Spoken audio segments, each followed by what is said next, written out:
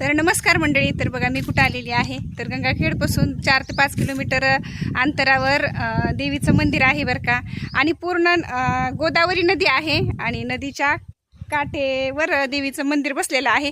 अशा आख्यायिका आहे बरं का की पार्वतीच्या वडिलांच्या घरी जेव्हा ह्याचा यज्ञाचा कार्यक्रम होता तर देवीला आमंत्रण पण नव्हतं. तर पार्वती देवी आल्या होत्या त्यांच्या घरी, वडिलांच्या घरी.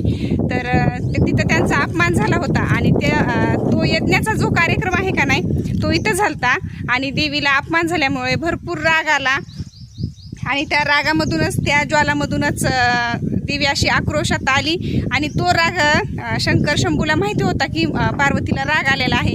त्यांनी एक पिंड सोडली आणि त्या पिंडीतून ह्या देवीचा उगम झालेला आहे. आणि जो कोणी राक्षस देवीला मारायला आलता का नाही तर ह्या विहिरीच्या मागनं, ह्या नदीच्या मागं, ह्या गोदावरी नदीच्या मागच्या बाजूला आत्ता पण त्या राक्षसाचा वध केलेला आहे. आणि ती विहीर म्हणतात का नाही, त्या विहिरीच्या बाजूलानं राक्षसाचं मुंडकं पडलं होतं. तर ह्या नदीच्या पलीकडून ती विहीर आहे आणि आता देखील तिथं विहीर आहे बरं का.